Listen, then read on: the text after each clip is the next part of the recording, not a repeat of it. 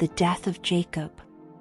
Then he gave them these instructions: I am about to be gathered to my people. Bury me with my fathers in the cave in the field of Ephron the Hittite, the cave in the field of Machpelah near Mamre in Canaan, which Abraham bought along with the field as a burial place from Ephron the Hittite. There Abraham and his wife Sarah were buried, there Isaac and his wife Rebekah were buried, and there I buried Leah. The field and the cave in it were bought from the Hittites. When Jacob had finished giving instructions to his sons, he drew his feet up into the bed, breathed his last, and was gathered to his people. Joseph threw himself on his father and wept over him and kissed him. Then Joseph directed the physicians in his service to embalm his father Israel. So the physicians embalmed him, taking a full 40 days, for that was the time required for embalming.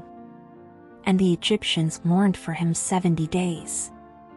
When the days of mourning had passed, Joseph said to Pharaoh's court, If I have found favor in your eyes, speak to Pharaoh for me. Tell him, my father made me swear an oath and said, I am about to die, bury me in the tomb I dug for myself in the land of Canaan. Now let me go up and bury my father, then I will return. Pharaoh said, Go up and bury your father, as he made you swear to do. So Joseph went up to bury his father. All Pharaoh's officials accompanied him, the dignitaries of his court and all the dignitaries of Egypt, besides all the members of Joseph's household and his brothers and those belonging to his father's household. Only their children and their flocks and herds were left in Goshen. Chariots and horsemen also went up with him. It was a very large company.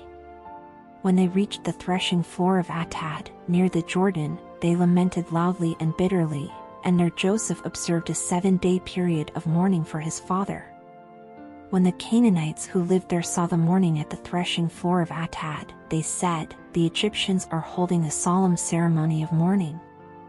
That is why that place near the Jordan is called Abel Mizraim.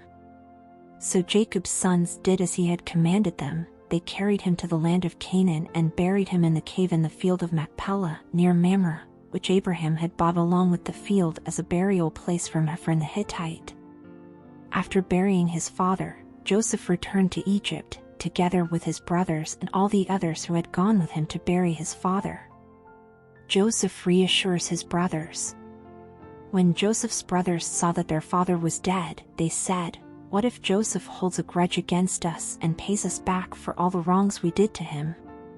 So they sent word to Joseph, saying, Your father left these instructions before he died. This is what you are to say to Joseph. I ask you to forgive your brothers the sins and the wrongs they committed in treating you so badly.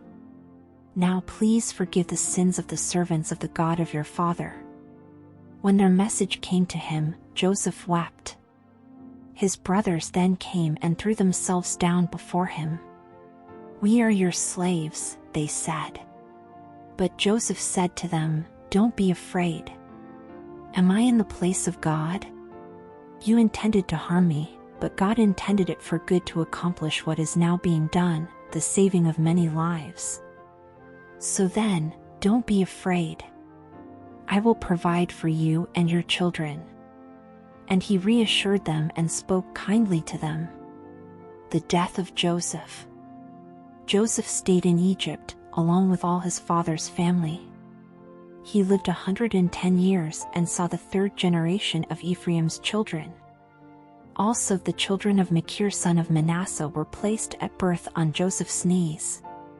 Then Joseph said to his brothers, I am about to die. But God will surely come to your aid and take you up out of this land to the land he promised on oath to Abraham, Isaac, and Jacob. And Joseph made the Israelites swear an oath and said, God will surely come to your aid, and then you must carry my bones up from this place. So Joseph died at the age of 110. And after they embalmed him, he was placed in a coffin in Egypt.